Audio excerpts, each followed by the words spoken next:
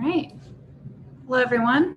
Thank you for joining us today for our session on racial economic inequality, economic inequality in the American South, and regional economic policy.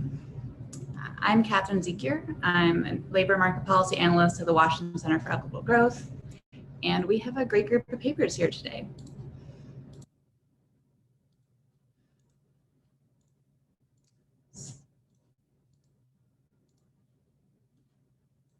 So we will go through the presenters in the order on the program. Then the presenters will have a chance to ask questions or respond to each other's papers. And then we'll open it up for questions from the audience. So presenters, I'll give each of you a notice in the chat at 5 minutes, another at 7 if needed to wrap up. And starting out, we have Robert Manduca, an assistant professor of sociology at the University of Michigan. His research focuses on the determinants of urban and regional economic development and on the consequences of rising income inequality for U.S. society. His current scholarship explores the potential ways in which universal federal policies might be used to reduce geographic inequality between regions of the United States.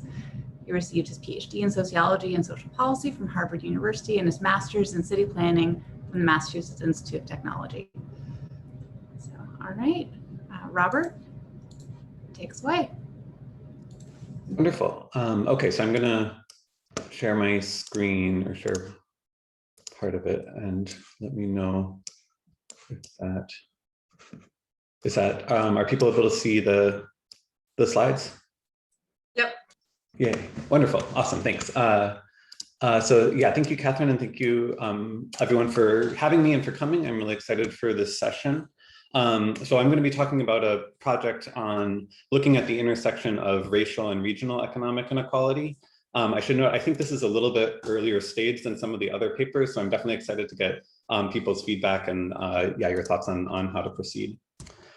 So this project is exploring the intersection between two major economic trends of the past 40 years, both of which I think many people find troubling. So on the one hand, the lack of progress towards reducing racial economic inequality. So by one measure, if you look at the ratio of median family income for African-American families compared to white families, there's been hardly any improvement, only about 3 percentage points improvement over the past 40 years.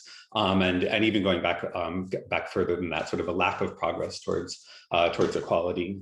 And on the other hand, the second trend is a growing geographic inequality between regions of the country. So looking at sort of the average incomes by across different cities or metro areas, there's been something of a bifurcation with a relatively smaller number of increasingly wealthy places and a large number of places that are not participating in the economic growth of the country on the whole. So today I'm going to be talking a little bit about some ways in which these two trends have interacted. And so I'm going to sort of focus on 3 main findings from this intersection so far. First, talking about how when there are high levels of geographic inequality, national level statistics can become a bit misleading and don't necessarily capture local experiences. Second, I'll be describing a little bit some of the spatial variation in local racial income disparities across different regions of the country. And third, talking about how those local disparities have changed fairly substantially since 1980. Just to note on data, so this is all based on microdata from the 1980 census and the 2014 to 2018 ACS, and I match it to core-based statistical areas, which are a measure of metropolitan areas. And I'm going to be using family income divided by the square root of family size, which is a common way to account for how expenses scale with family size. So the first finding that I wanted to talk about is about how in the presence of geographic inequality, and especially when different racial or ethnic groups are unevenly distributed across the country, national level statistics don't necessarily capture local experiences. And so essentially what I'm doing here is comparing the overall national median income ratio, so the ratio of median family income among each of these different racial or ethnic groups to median family income among whites. And then doing that once at the national level, and then separately computing it locally within metro areas, and then taking the median across metro areas for each group. And what you can see is that these don't often match up. And in particular, I think it's most striking in the case of Asian Americans. So nationally, the median Asian family actually earns slightly more than the median white family. But if you look at the parts of the country where Asians are actually living, they actually earn substantially less than the median white families in those areas. And so this national level trend is sort of a reflection in large part of differences in where different groups happen to live, and doesn't necessarily convey the experience of people, compared to their neighbors and compared to the people that they actually encounter in their daily lives. And so I think that's something we should be keeping in mind when we're looking at these national level statistics, particularly in the presence of geographic inequality. Second, if you looking specifically at local inequality now, there's substantial variation across the country. So this is perhaps not surprising, but it is fairly striking, I thought. So this is a map of the local median income ratios for Black families and compared to white families. And what you can see is that they vary from a low of right around 40%, well under 50%, to highs of above 70% in different parts of the country.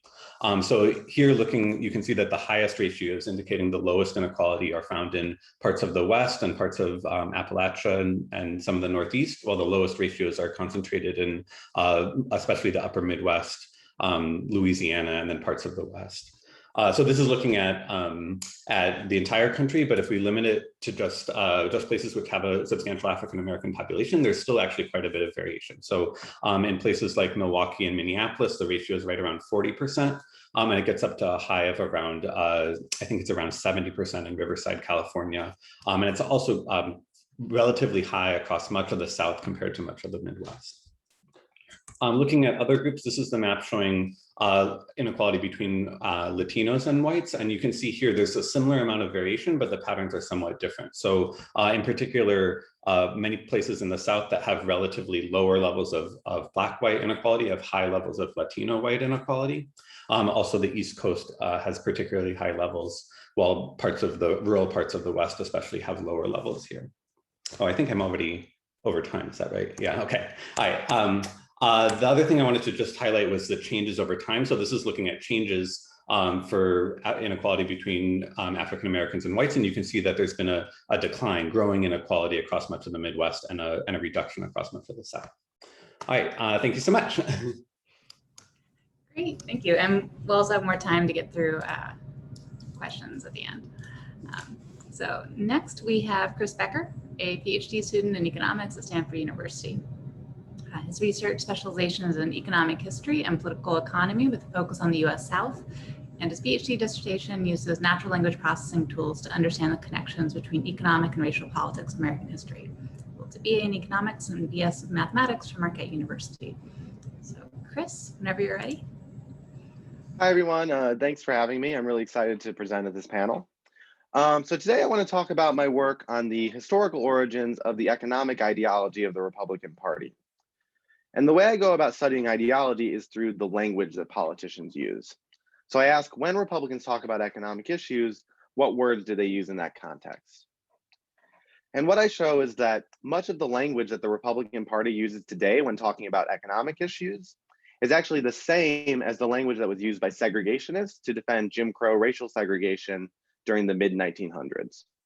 So a lot of the language and the themes that we would today associate with the Republican Party's economic messaging actually has its historical roots in the white supremacist ideology of Jim Crow. And my main contribution is to show this all quantitatively using computational text analysis methods. And so at a high level, what I do is I statistically identify phrases that were disproportionately used by segregationists when they were defending the Jim Crow racial caste system in their speeches in Congress. And so I basically let the language of the segregationists be my guide to their ideology. And then once I've identified these phrases that were strongly associated with the defense of Jim Crow, I track their usage in economic speeches into the present. And what I find is that since about the late 1980s, the Republican Party has taken this language that was once associated with the defense of Jim Crow and incorporated that into their speeches about economic issues, things like taxes, government spending, labor, healthcare. And so the Republican Party has basically resurrected this language and ideology of Jim Crow and infused that into their defense of right-wing economic policies. And so what do I think this suggests about the broader political and policy context of racial and regional inequality? Well, the first thing is that much of the debate around what motivates the Republican Party in recent years has focused on whether Republican voters and politicians are more motivated by economic issues and economic anxiety on the one hand, or on the other hand, racial resentment and racism and more explicitly racial issues. But what my work suggests is that increasingly, it's actually these economic issues and economic policies that are the vehicle for this racialized language and ideology.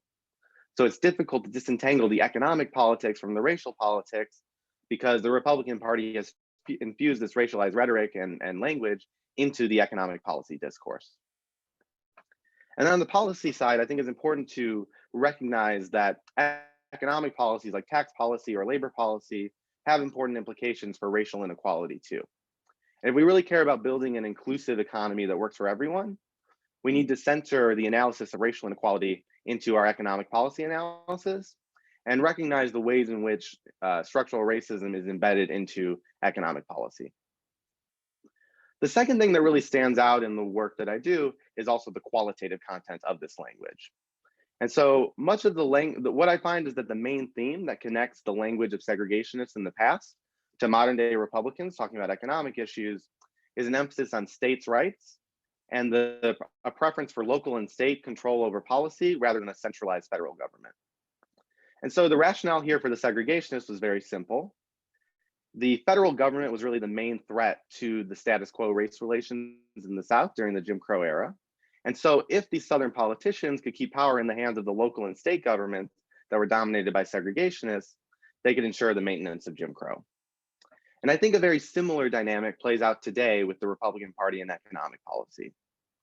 In our federalist system, a lot of power over economic policy, even policies at the federal level, is delegated to state and local governments. And what we see is that these same southern states, like Mississippi and Alabama, especially those with large shares of Black population and high rates of poverty, consistently invest less in their own people. And so across a wide variety of issues like Medicaid, food stamps, infrastructure, labor rights, on all of these policies, the South does less. And then to the extent, even besides just doing less, to the extent that they have discretion over who has access to these benefits and access to these protections, these economic protections, the South makes it much harder for Black Southerners to access these benefits and legal and protections. As there's also discrimination based on race in these services. And so I think if we want to tackle racial and regional inequality, it's important to take these issues, these issues related to federalism seriously too. And I think in the short term, that involves looking for economic policies at the federal level that guarantee access to economic resources and protections to all people, regardless of where they live, without giving these local and state governments the power to undermine these policies and deny access to their citizens. And then in the long term, I think the real solution is more political, that we need to be finding ways to build up the economic and political power of poor people in the South, and especially poor Black communities, so that even states like Mississippi and Alabama are responsive to the economic needs of all of their citizens. And that's all I have for today. So thank you for allowing me to share my work, and I'm excited for the rest of the panel. Great, thank you. And next we have Jaimie Worker. Jaimie is the Senior State Policy Coordinator for the Economic Analysis and Research Network at the Economic Policy Institute, where she focuses on building an inclusive worker-centered economy through state and local policy change and rigorous research. Prior to joining EPI, she worked with Community Change, the New Organizing Institute, and the Restaurant Opportunity Center of Michigan. Worker holds a MSW from the University of Michigan School of Social Work and a BA in Sociology from the University of Michigan. So, Jaimie, if you're ready, over to you. Great. Can folks hear me okay? Great. Okay. So my remarks build perfectly off of Robert and Chris's presentations, which I suppose is what Kathryn intended. So good to be on with all of you and in this discussion today. My research is focused on preemption, which is a tool used when used properly can set the bar for worker health and safety standards. However, as our work shows across the country, preemption is also misused as a tool to undermine what's needed for thriving, healthy communities, strong democracies, and also racial, economic, and gender equity. So preemption in this context refers to a situation in which state lawmakers block a local ordinance from taking effect or dismantling an existing ordinance. And among the drivers of preemption misused in this way are corporate interests and conservative legislatures, which in every state in the South, conservative lawmakers have long used preemption to stifle local government action. From such corporate anti-regulatory agendas in the similar to the American Legislative Exchange Council and also other industry folks from big tobacco, big soda, any major corporate lobby that you can think of. So this report in particular focuses how this anti-regulatory agenda is used to derail workers' rights and health and safety standards in the South. And, okay, great. So specifically here is a map of preemption policies specifically used to suppress workers' rights in the state. So in this tracker, you can click on the states throughout the country and you'll see in the South that preemption of workers' rights is more prevalent than in any other region. And so here, cities, counties, and other local governments are enacting policies that raise standards for working people, but state legislatures are lowering those standards back down with preemption. And we highlight what this looks like through various case studies. And so we use these case studies from looking at localities across the South to one, document the practice of how state preemption is misused, and then also to explore the implications, adverse implications of the state interference for workers in the South. And related to what Chris shared earlier, the use of preemption in the South is deeply intertwined in a long history of events and actions that have reinforced anti-Black racism and white supremacy in the South. So we track current day preemption of workers' rights back to state sanctioned policies and practices rooted in racism and designed to uphold white supremacy practices begun in the post-Reconstruction era. And what we find is that when Black and brown people stand to gain economic and political power, acts of white supremacy actually seek to undermine these gains. And the misuse of preemption is actually just one of the many tools used to undermine the economic and political power of Black and brown communities. And so it's more in the various case studies highlighted here, it's often people of color, women, and our immigrant communities who would disproportionately benefit from the reforms blocked by preemption. And we've also documented how majority white male dominated legislatures use preemption to block the votes and voices of people of color, both among elected officials in local communities and also the communities that these elected officials represent. And so I'll go into a couple of the case studies here. So for example, in 2015, in Nashville, voters passed a ballot initiative requiring that the share of work hours on municipal construction projects go to local and low-income workers. And after the voters passed the ballot initiative successfully, the Tennessee state legislature passed a bill overriding this ballot initiative. So in addition to regarding the will of Nashville voters, the legislators directly blocked a policy that would stand to benefit Black, Latinx, and immigrant workers. And research in the area of targeted hiring local policies demonstrates that workers from these communities are more likely to be denied job opportunities due to systemic racial discrimination in hiring practice.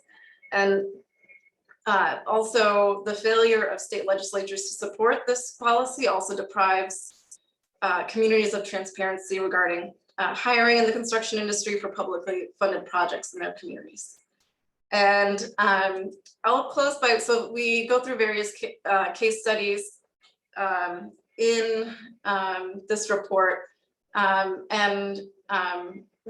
Among the policies that are highlighted here that show a similar pattern of one, disproportionately benefiting communities of color, and in addition to all other workers, we looked at policies like paid sick days, flexible scheduling throughout the South, and where localities attempted to pass and successfully often passed policies. We saw state legislators take action to override that, even in the midst of a pandemic and paid sick leave policies in throughout Texas, for example. So that's this is an analysis of the share of workers who would have benefited from paid leave in Dallas, which was denied in March of 2020 when it was intended to go into effect through legal action and was denied. So I will stop there and turn it back over to Kathryn. Great, thank you, Jaimie. Next is our final presentation from Zoe Willingham.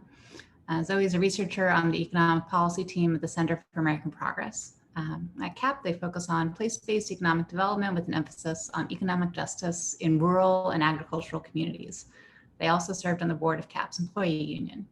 Prior to working at CAP, they organized with SEIU, Unite Here, and United Students Against Sweatshops. Willingham studied public policy at Duke University with a minor in statistical science.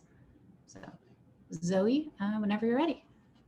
Yeah, good afternoon or good morning, depending on what time zone you're on. Today, I'm going to share a little bit more about the work that Dr. Benga Edgelor and I did together at CAP before he left for the USDA. In particular, I'll be talking about our culmination of our research, which we presented in the Path to Rural Resilience. In it, we talk about various ways to incentivize and introduce private investment and public investment in rural areas, but we also talk about the importance of federal labor law in raising working standards in rural areas. So that's what we are going to talk about today. And throughout our work, and particularly in Path to Rural Resilience, we take a lens that looks at racial justice and structural racism as it applies to rural communities. First off, rural communities are often more racially diverse than is often discussed or acknowledged. Here is a demographic racial breakdown of county populations on a scale from 1 to 9, with 1 through 3 being urban and 4 through 9 being rural, with 1 being the most urban and 9 being the most rural. Here you see that there are actually some rural county classifications that have a higher proportion of African Americans than the small urban areas in category 3. You also see that the density of the Hispanic population varies widely across the spectrum, and that Native American communities are actually more prevalent the more rural you get. So this illustrates the importance of taking a racial justice and racial justice lens to talking about fighting rural poverty and talking about rural investment.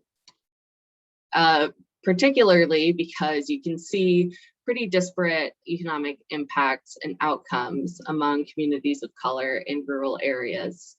Here you see upward mobility rates by classifications from the American Communities Project, which classifies counties by various racial and economic variables. You can see that the economic mobility of people living in the African American South is about half the mean. Meanwhile, aging farmlands, the predominantly white, older communities that you might think of when you first hear the word rural actually have much higher rates of upward mobility compared to many of their rural counterparts. And there are lots of reasons for this, but one important one is the role that federal labor law has played in carving out rural workers of color, and also state action and inaction to raise working conditions for their workers. So this is building somewhat off of Jaimie Worker's presentation. So one of the most quintessentially rural occupations is also one of the most racially segregated ones. So farm workers were excluded from the Fair Labor Standards Act when it was first written. That was, of course, a deliberate policy choice on behalf of the interests of white farmers and the white supremacist power structures in the South. And this exclusion continued all the way until 1966, when limited FLSA coverage was extended to farm workers. However, they're still not entitled to overtime pay, and there are exemptions for farms with fewer than 7 workers. So obviously, there's a long way to go. There's only one state I can think of that extended NLRA coverage to farm workers. Farm workers are still excluded from the National Labor Relations Act and don't have a federally recognized right to organize labor unions. As a result, only 1% of farm workers are unionized today. So this is really important because 2 of the most important federal labor laws excluded a large swath of rural workers of color, which I think contributes to a lot of the racial inequality in rural communities that we see today.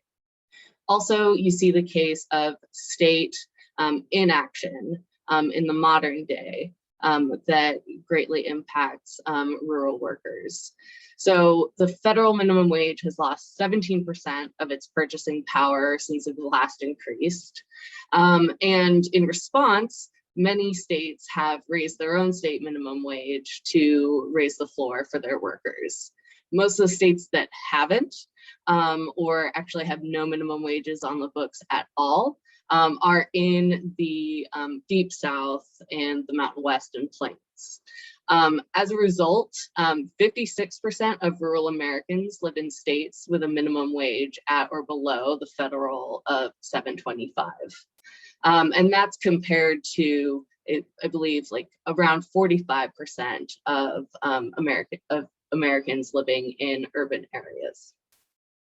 And this is really important because workers of color are more likely to be low-wage workers working at or around the minimum wage.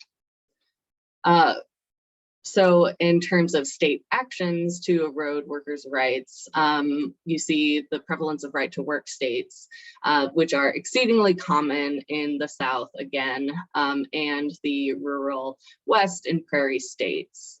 You know, as a result, you see these states have very low union density, which is critical because union membership and union density is, you know, it's very important for raising wages, and it's also been shown to decrease racial and gender pay inequities.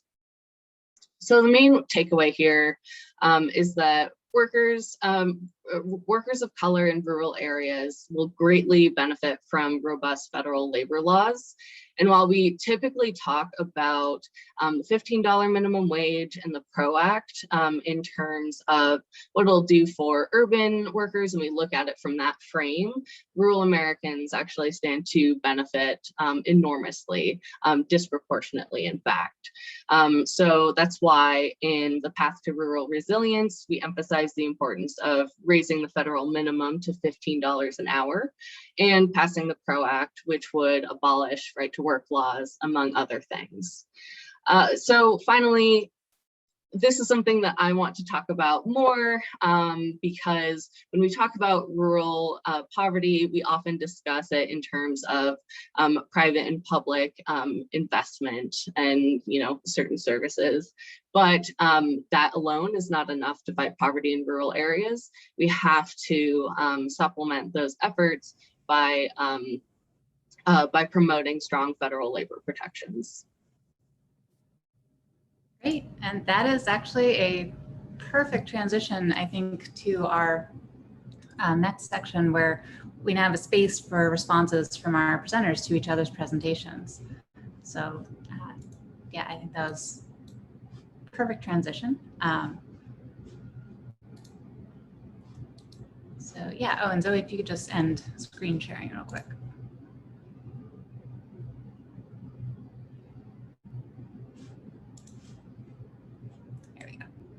Great. So yeah, do any of our presenters want to respond, questions or comments to start us off with?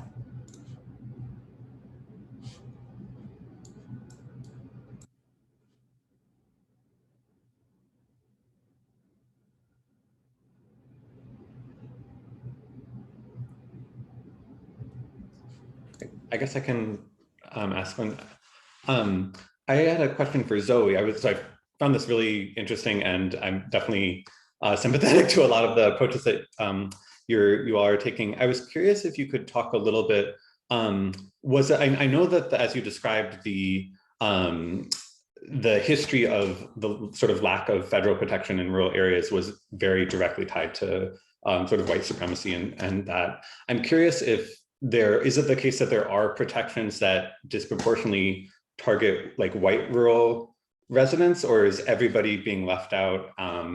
And if are the effects sort of disproportionately on rural residents of color, or is it all rural areas? And if so, sort of what are the mechanisms by which they're targeted?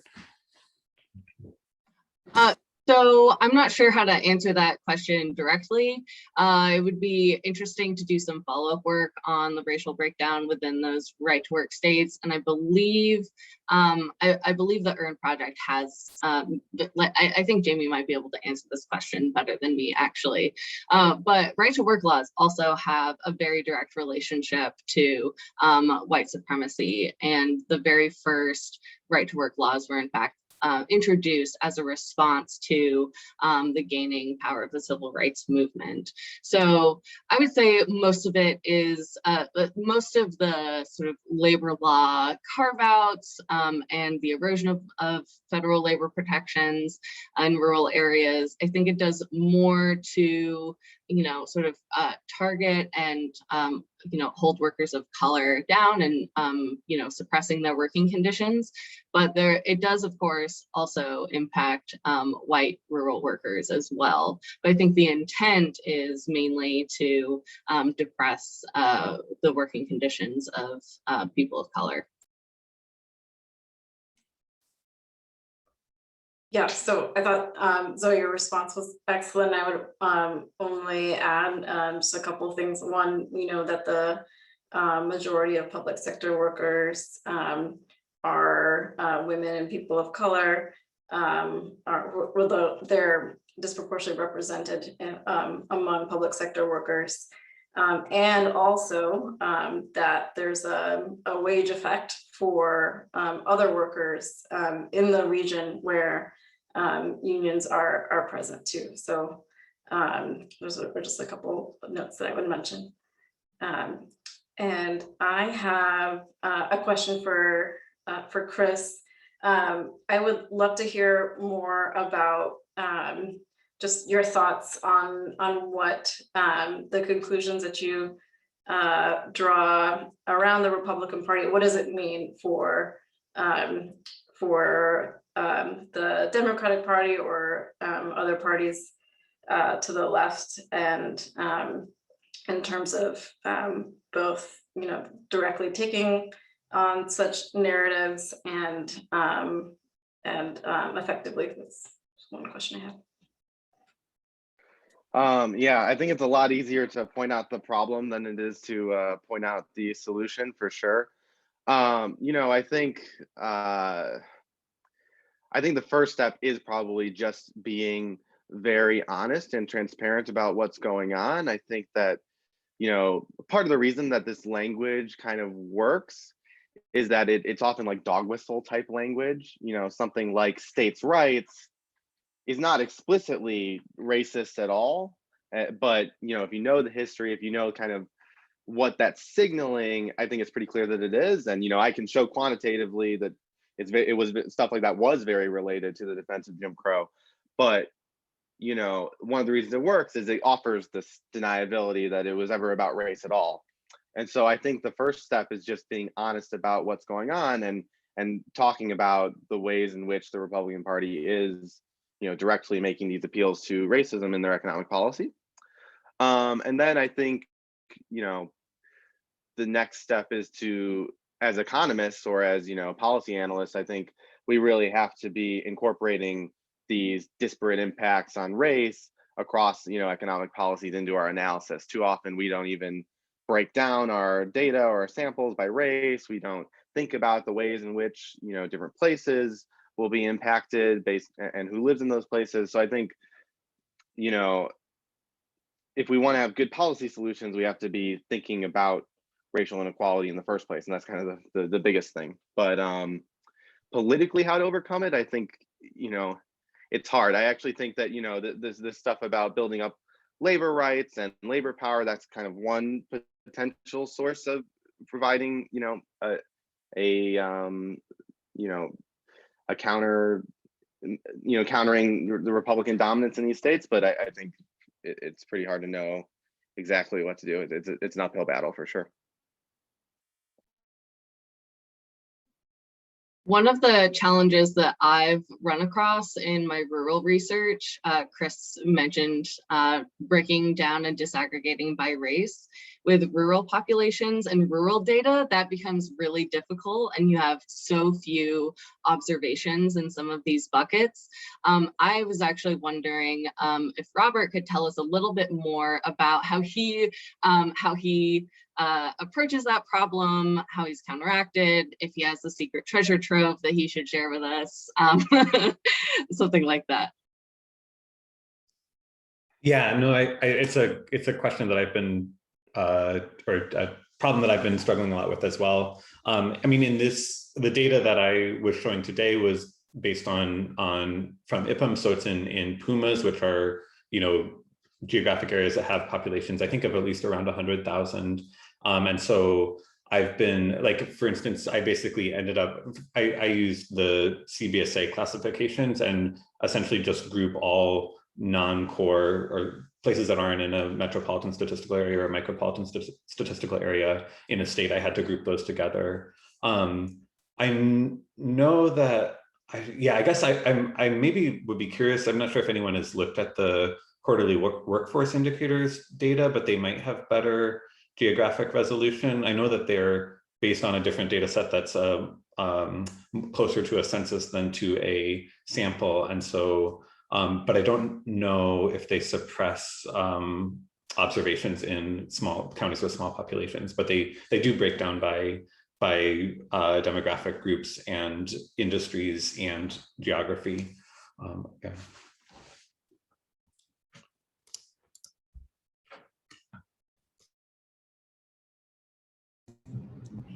And on that, that's something that we can also open up to the audience in general, if anyone wants to weigh in on this, because this is a common issue when studying, trying to do this type of analysis. So yeah, presenters, you can still ask each other questions right now, but I also want to open it up to the audience for questions. You can type your question into the chat and I can read it out loud, or you can raise your hand through the Zoom reactions if you want to ask it directly.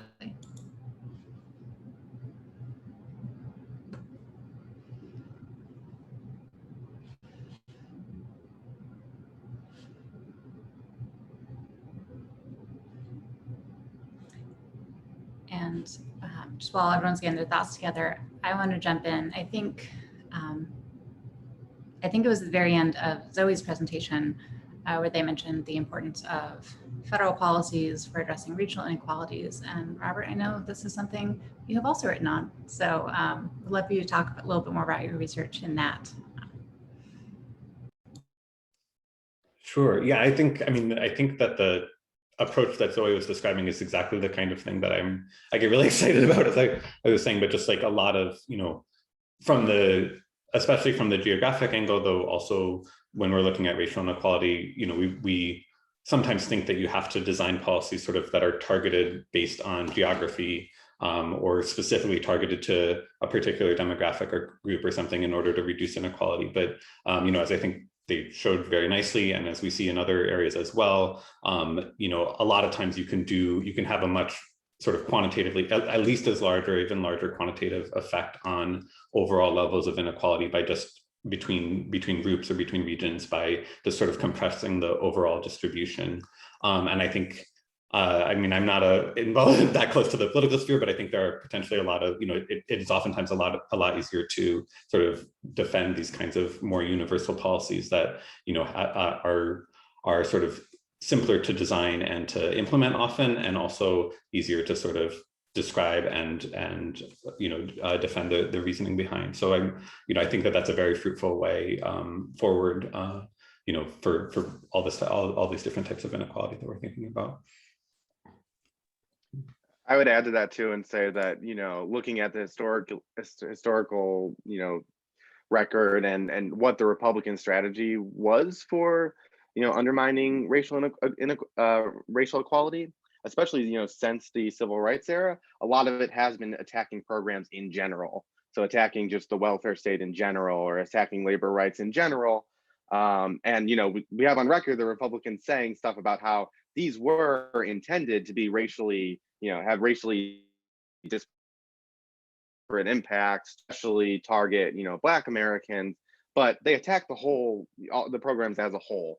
And so, these more universal programs are very important. And, to some extent, that the attacks on those programs are bringing down white Americans too. So universal programs are, not only good for racial equality, but also just for Americans in general. So I think those are a big part of, the strategy.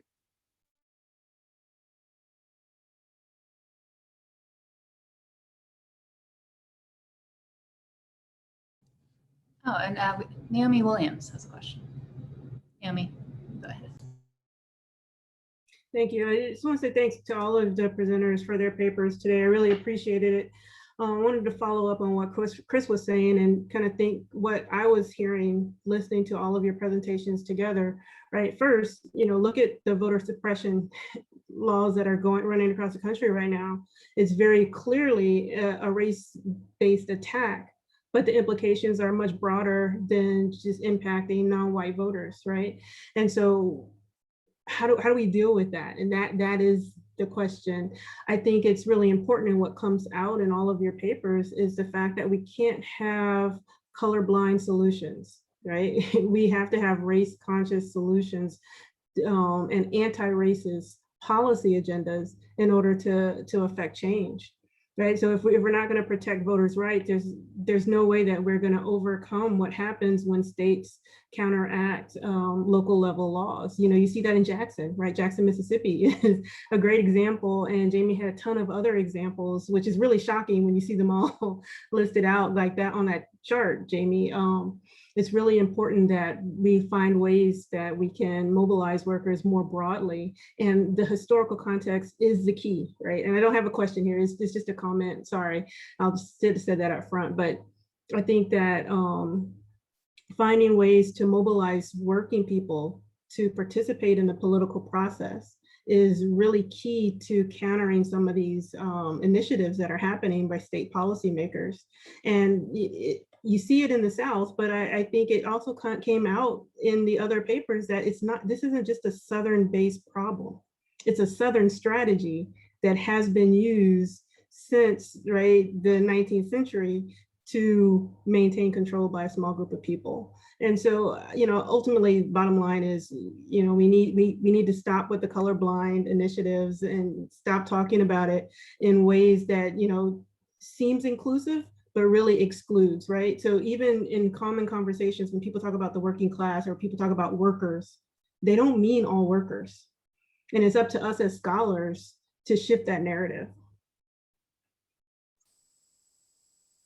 That's a really good point. I want to build off that real quick and say, speaking from in my private capacity, I think I want to talk more about abolishing the subminimum wage for incarcerated people, for example.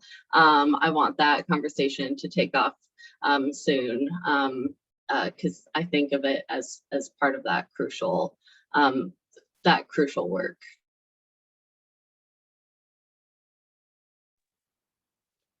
I think all the things you said are really important. I think all of these economic problems are also political problems, and we know that. I think it's very clear that the economic oppression of poor Americans and poor Black Americans is directly related to the political suppression.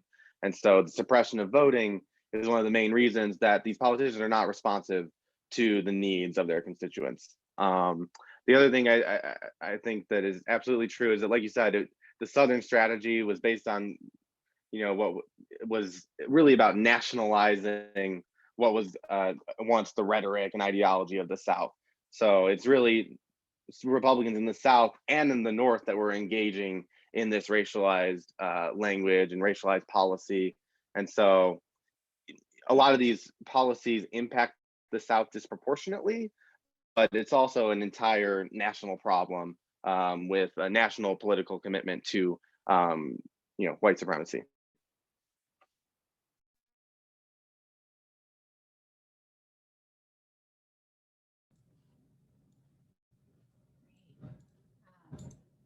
So yeah, I just want to see if anyone else has questions, because I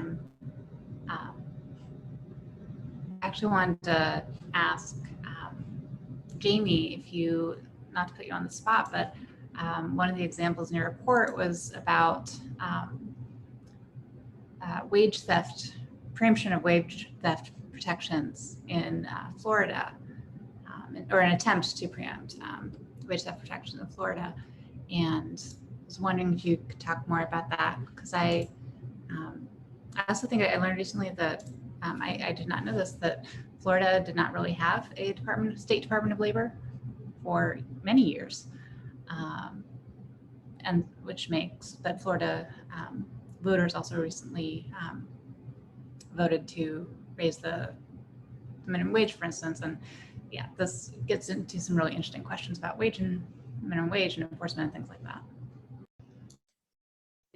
Yeah, I think, throughout the South, enforcement is a challenge, enforcement of labor laws.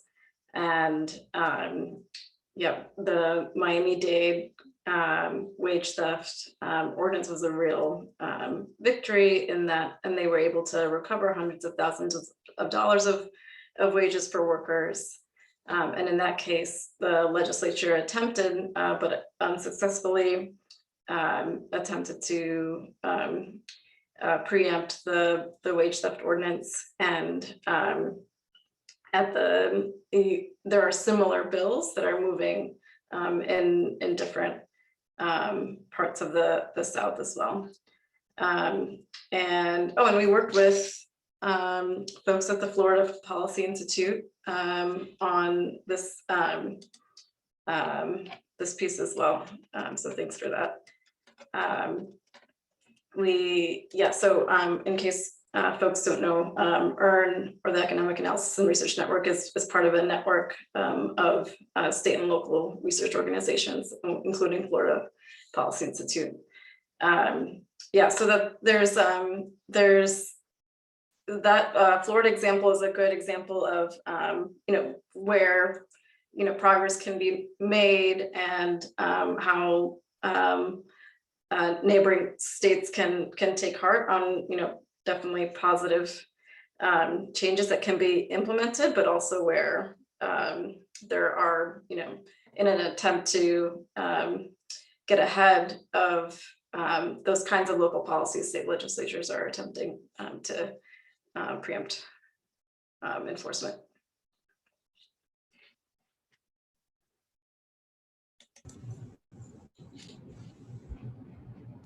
That's so interesting. And then I also, again, anyone is also free to raise any questions in the audience. These were just such interesting papers. Chris, I wanted to ask a little bit more about the methods on your, or not the methods on your text analysis, but maybe some of the initial findings about, or the findings about what actually some of the phrases were that were most closely associated with like, you know, segregationists versus others. I think you talked a little about that, but just was curious, just from a in the analysis, what those phrases were and maybe how they shifted over time a little. Sure. You know, some of it is just explicitly racist. If you go like race, pops up as being, my internet is, I'm having problems with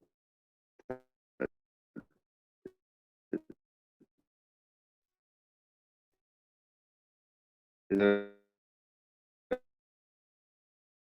Is all okay.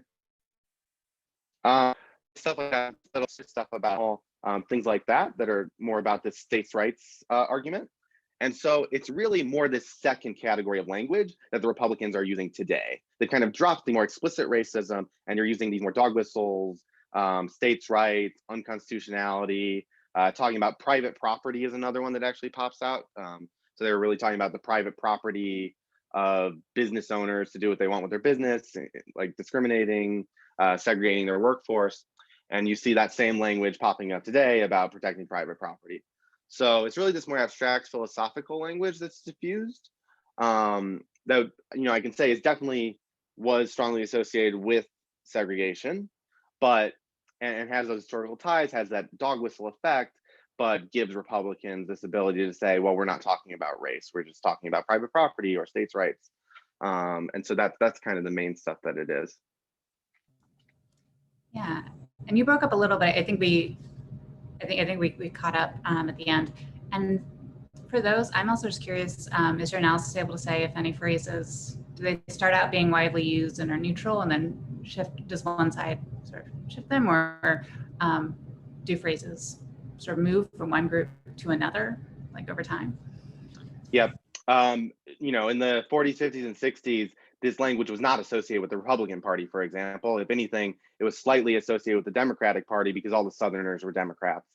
And, you know, for a while, there's actually a decline. This language is actually going away for a while, but then it's really in the 80s that it really becomes a Republican thing. In the North and the South, both you know, all Republicans, and the Democrats are using less of it. So it starts as being this kind of South-only thing. Like the Southern strategy started in the South, we could say, but it nationalizes over time. So it just becomes a Republican Party consistent throughout the country, which is related to what Naomi was saying.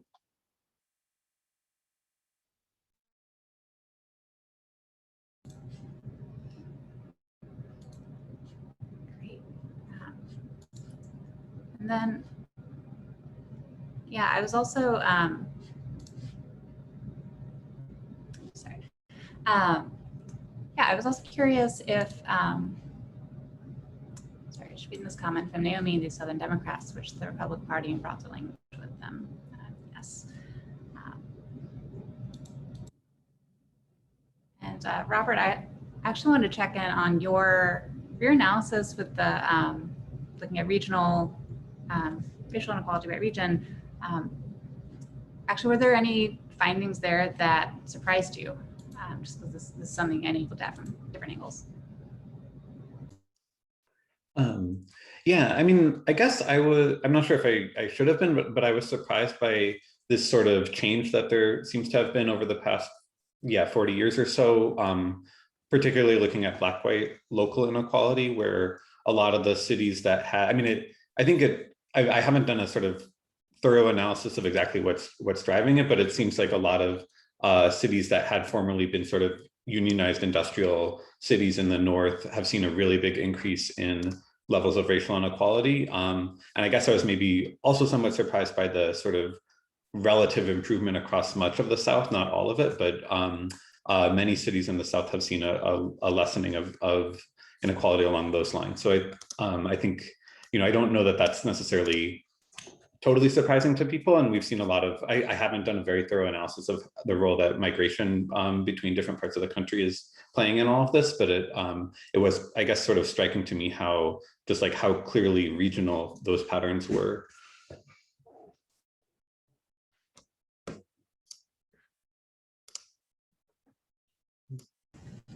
Great, and thank you. And we just have a couple more minutes in case anyone has any final questions. Or for our panelists, if there was, I know we had very short time for presentations at the beginning, so if there's any just final points that you wanted to get, any slides that you skipped.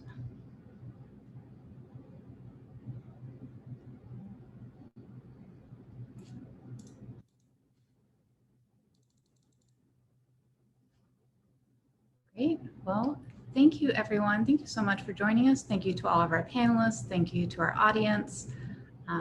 Everyone's materials are on the shared box folder. So thanks again, and look forward to seeing everyone elsewhere in the conference. Thank you.